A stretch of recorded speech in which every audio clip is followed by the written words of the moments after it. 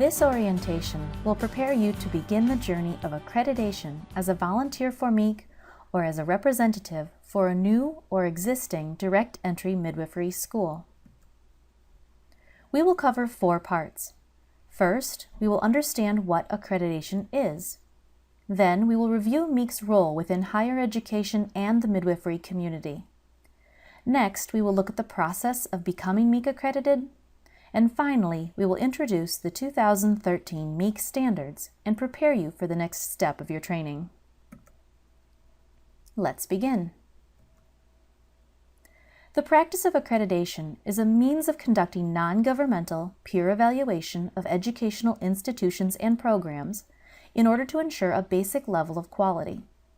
Private educational associations, such as MEAC, adopt criteria reflecting the qualities of a sound educational program and develop procedures for evaluating institutions and programs to determine whether they are operating at basic levels of quality. Peers within the community then determine whether schools meet the criteria and ensure consistency among the schools. The value of accreditation includes accountability to students, peers, and the public, quality assurance to assure the programs have the necessary institutional support, faculty, and other resources, quality improvement to improve the quality of education through a process of self-evaluation and feedback from other educators, and credentialing to assure graduates will meet the requirements for national certification and/or state licensure. Accreditation is related to regulation. Regulation of midwifery schools has several facets. All schools, both accredited and unaccredited, are subject to the laws of the state in which the school exists.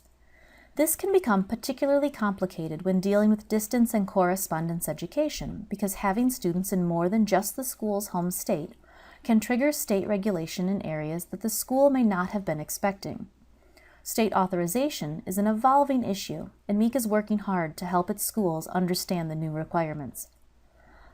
Both accredited and unaccredited schools that meet certain criteria are also subject to federal laws governing education. MEAC's regulation comes in on the federal side. The U.S. Department of Education requires certain levels of reporting and compliance from MEAC about how it conducts accreditation activities. Those requirements set up a framework for the standards that MEAC has developed for its schools. Other regional or specialized accrediting agencies that work with schools are similarly sandwiched between the USDE and the schools. As you know, the midwifery profession is also regulated by a complicated web of state laws that vary from one area to another. Schools should be familiar with the varying state laws so that they can advise their students and graduates. This is the end of Part 1. Please take a moment to review this question. The primary work of review during an accreditation process is performed by whom? A. Government officials. B. Peers who have volunteered. C. MEAC staff. Or D. Students and staff at the school. If you chose B. Peers who have volunteered, you are correct. Let's move on to Part 2. What is MEAC? Accrediting agencies are tasked with 1. Developing evaluation criteria, and 2. Conducting peer evaluations to assess whether the criteria are met. The United States Department of Education recognizes agencies that meet specific criteria, including organization and administration and fiscal responsibility, accreditation standards, application of standards ensuring consistency, and monitoring, reevaluation, and enforcement of the standards. Essentially, MEAC answers to the USDE in much the same way that accredited schools answer to MEAC.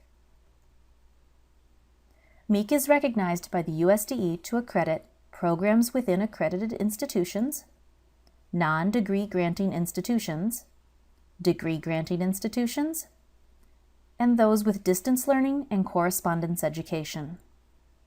MEAC accredits programs that incorporate classroom-based courses, distance education, correspondence courses, and hybrid models for course delivery.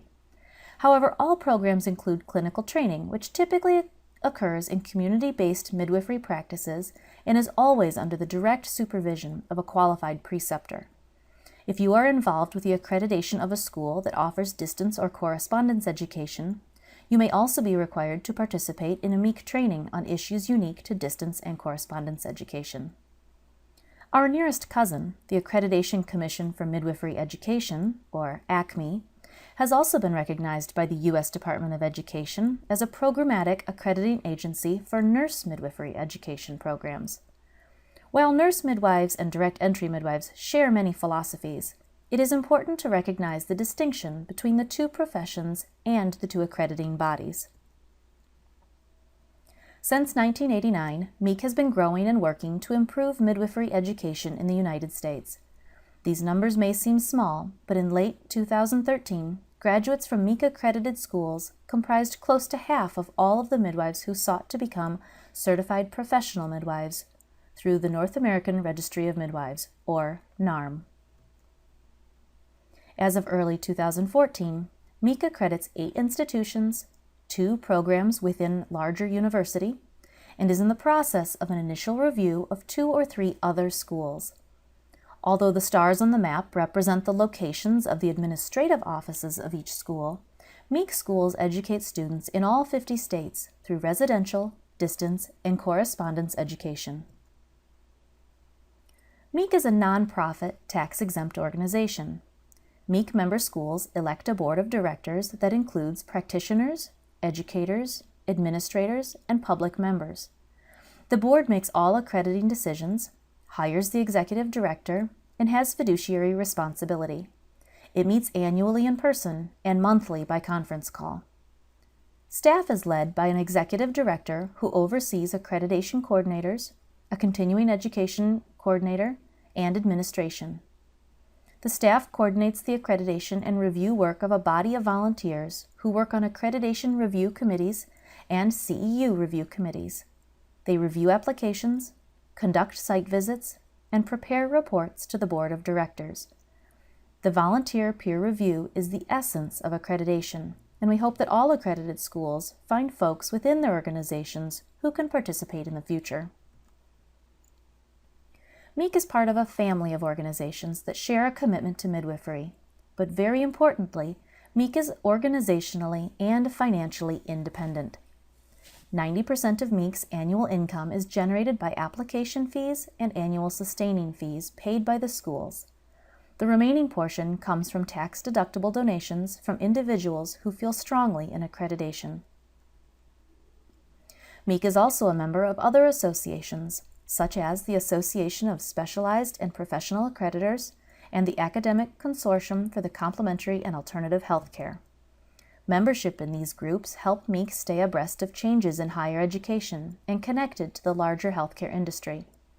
MEAC brings the information learned through these associations back to its schools and also represents its members in the larger conversations. Each of the organizations with which MEAC associates has its own philosophy and goals. This is MEAC's. Some highlights of this statement are that MEAC pushes continual growth and improvement led by evidence and best practice research. MEAC sets standards for education, but it does not prescribe how a school meets those standards, and MEAC values the diversity in educational models. MEAC strives to be culturally aware. MEAC values competency-based education, and MEAC promotes the midwives model of care. As an incoming school or volunteer, it is important to understand that this philosophy guides the work that MEAC and its volunteers do. Let's take a moment to review Part 2. MEAC is recognized as an accreditor by whom? A. The United States Department of Education. B. The State of Michigan. C. The Council for Higher Education Accreditation. Or D. MEAC is not recognized. If you answered A, the USDE, you are correct. Think of the MEAC philosophy statement we just reviewed, and please think of 2 values described in it.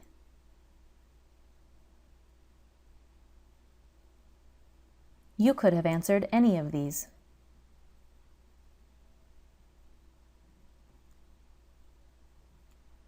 Part 3.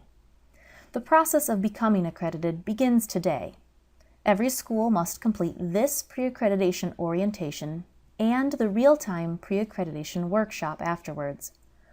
The orientation and workshop provide some information about MEAC process and standards, but it is important that the school representatives and volunteers alike take time to carefully digest the current MEAC standards.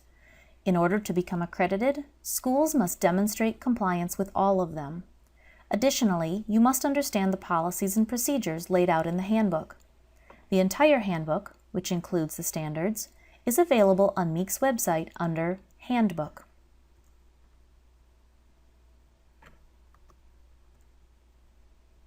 Once a school has completed the workshop and handbook review, it may invite MEAC to begin the evaluation by completing an application. Admissions requirements for schools include a completed application, which MEAC will provide after you've done your pre-accreditation workshop. On it, you must be established as a nonprofit or for-profit institution and be able to document your tax status with the IRS. You must have a governance structure in place, such as a board of directors or trustees. You must have a written mission statement. You must be legally authorized to offer educational programs everywhere you operate, and if you offer distance learning or clinical placements across more than one state, this may mean that you need to be authorized in multiple states. If there are other regulatory agencies with jurisdiction over you, such as a state midwifery board, you must be appropriately authorized to operate. You must have a course catalog and a student handbook. And you must ensure that you offer clinical experiences for students that satisfy the NARM requirements. The application is reviewed by staff, who then notifies the applicant within 4 weeks whether it is accepted. If it is, the school will be provided materials to begin the Self-Evaluation Report, or SER. If the application is incomplete, the applicant has an opportunity to provide missing information. If the application is rejected, the applicant can reapply at any time after they fix the problems that led to the rejection. When the application arrives to the MEAC office, a pair of volunteer reviewers are assigned to the school. The pair is called an Accreditation Review Committee, or ARC. MEAC staff confirms the volunteer's availability and interest, and also confirms the assignment with the school. The school has an option to request alternative volunteers. ARC members must commit to the following set of ethics and guidelines. They must not have any real or perceived bias about the school, such as being a graduate. All involvement with all of the schools must be disclosed so that ARC members are only assigned to schools for which they have no bias for or against. ARC members must protect the privacy of the school. This means that they can't take what's been learned during a site visit and discuss it with a niece who wants to become a midwife. They must commit to being accurate and reliable. They must know their roles and responsibilities. Ultimately, we all need to remember that it is real people volunteering their time to perform reviews. However, if an ARC member fails to meet deadlines or cancels on a site visit at the last minute, MEAC could be put into a legally tricky situation if it must delay the review to find a replacement. We count on the good faith of volunteers and the understanding and flexibility of schools to do this work. After MEAC finds the application complete, the school will have 26 weeks to conduct an internal review. We call this the Self-Evaluation Report, or SER for short. It is a comprehensive report addressing each benchmark of the accreditation standards. During this period, the school is busy preparing the report, but the ARC is going about their normal lives. Historically, the SER was prepared, printed, and bound into very large 3-ring binders in triplicate. You can imagine the size and expense of creating these binders and shipping them to reviewers. In recent years, MEAC has attempted to move toward a digital template, but we're finding that technical experience varies greatly among applicants, and sometimes the assistance required is not worth the savings. Soon, we're hoping to move toward an online application form, something that would be easy for the applicants, but spit out easy-to-read completed reports without the paper or the tech assistance. We'll keep you updated on this evolution. Until then, we use a Word document that lists each benchmark and demonstration that the school supplies. In this example, you can see a few types of demonstrations. Demonstration 3A4 asks the school to complete a separate table and attach it to the SER. Demonstration 3A5.1 asks the school to attach a copy of their existing policies. Demonstration 3A5.2 asks for an explanation or a narrative answer. When the SER comes to MEAC, it can be nearly 1,000 pages of questions, answers, and attachments. It is MEAC staff's job to do a checklist review of the submission and ask the school to supply anything that was inadvertently omitted.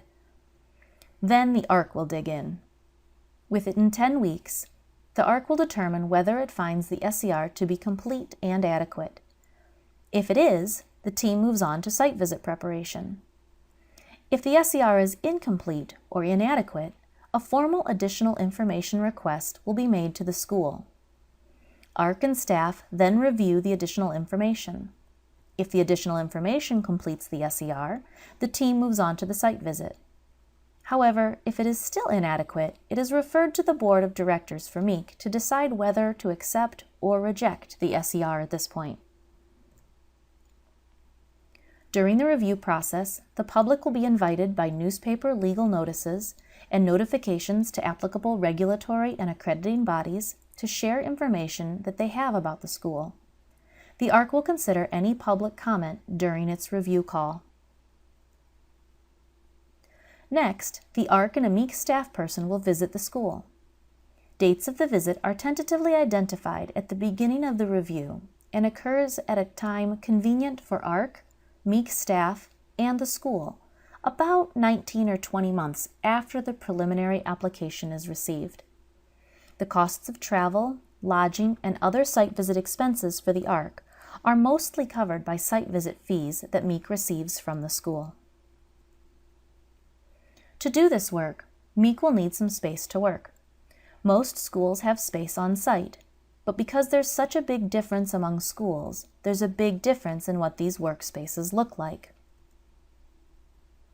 This is an example of day one of a site visit.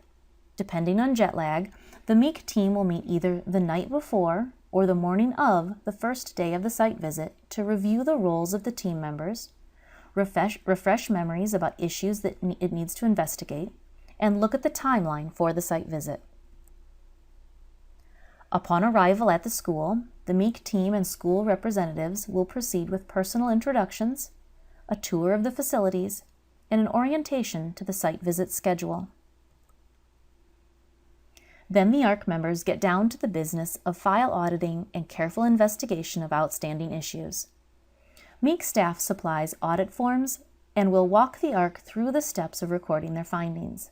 This is done on paper, but many ARC members bring along a laptop so that they may review the electronic SER and the review templates while they work.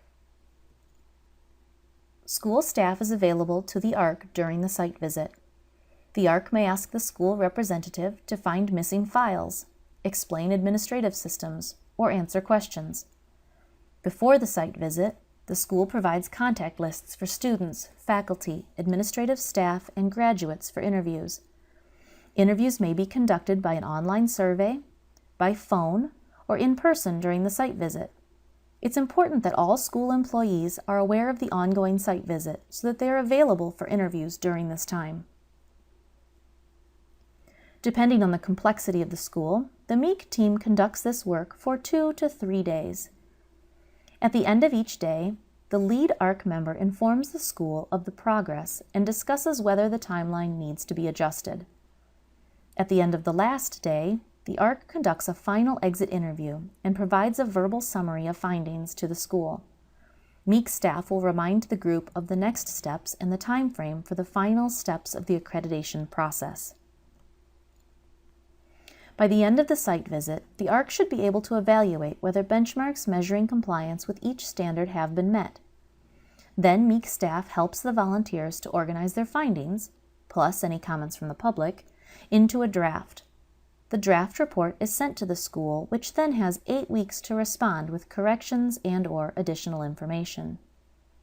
There is a possibility that the school will provide an outstanding piece of information after seeing the ARC report. There are some special considerations for schools when the ARC can't review everything on site. Many MEAC schools provide distance or correspondence education in addition to or instead of on-site education. When the school offers courses through distance or correspondence education, the ARC will look for evidence that course materials are appropriate, that faculty has received training in distance or correspondence teaching, and that facilities include the technology needed to support students and faculty, and the technical support is adequate. As mentioned earlier, if you are involved with the accreditation process of a school that offers distance or correspondence education, you may need to go some additional training. After the ARC has done its work and provided a draft of the final report to the MEAC Board of Directors, the board then conducts an independent review. A few designated board members look at the SER and the materials the school has submitted. It reviews the site visit documents and ARC reports. An independent board reviewer will then present the whole package to the full MEAC board. MEAC has developed tools to assist the independent board reviewer in conducting and presenting its review.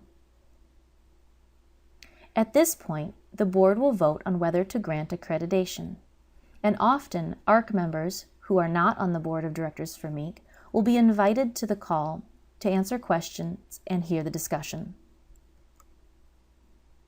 If the board votes to grant accreditation or pre-accreditation, then it takes a few weeks after the board meeting for the final report and a certificate of accreditation to be sent to the school. If the board votes to grant accreditation or pre-accreditation, but it has some concerns about the things the school needs to fix before its next review cycle, then the final report will come to the school with interim report requirements. This is basically a way for the school to make the improvements and let MEAC know what they're doing.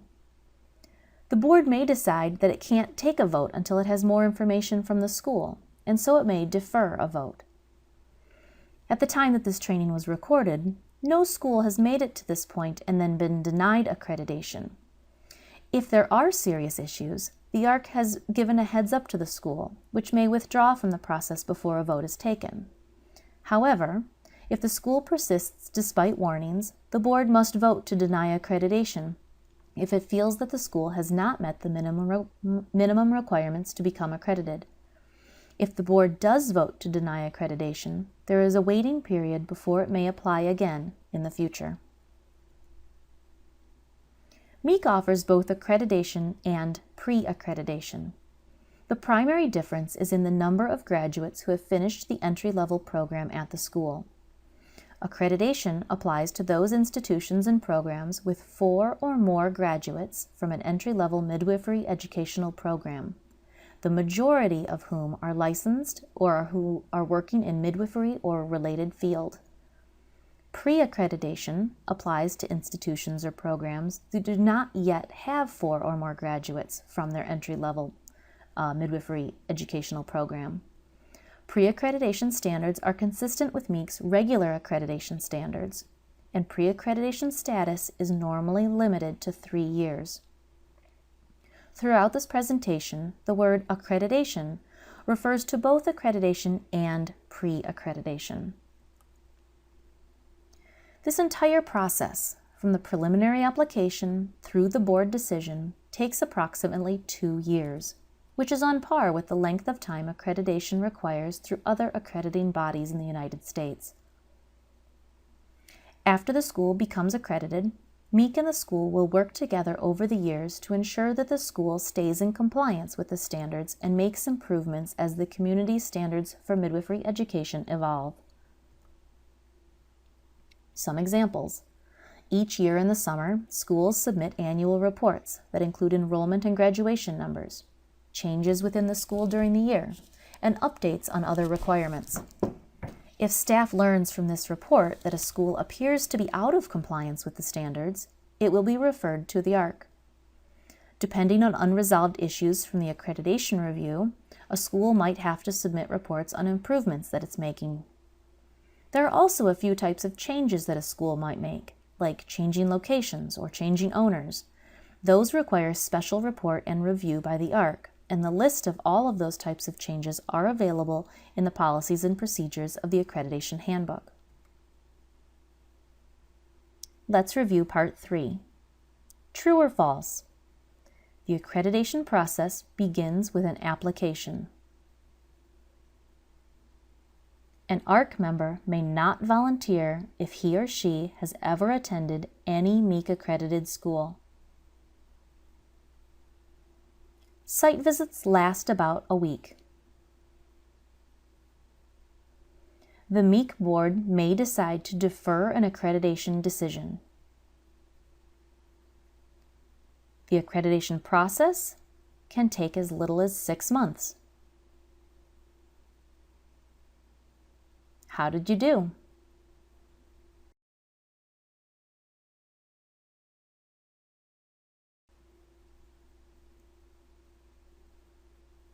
Part 4. What are the standards for MEAC accreditation? The MEAC Board of Directors adopted a new set of standards in 2013 after a 1.5-year process of analysis, revision, and consideration of stakeholder feedback. Schools that apply for accreditation and reaccreditation will be held to these new standards. In addition to these 3 organizations, MEAC created a work group to review our standards in relation to developing the cultural competency of accredited schools and their students. The work group considered our organizational commitment to competency-based education and made revisions to standards to require more from accredited schools in the areas of assessment of student learning. MEAC has developed a series of trainings geared towards schools and volunteers who want to learn more about each standard. We encourage you to take the time to watch each short session to better understand how MEAC helps direct entry midwifery schools to develop top-notch training for its students and a new generation of midwives.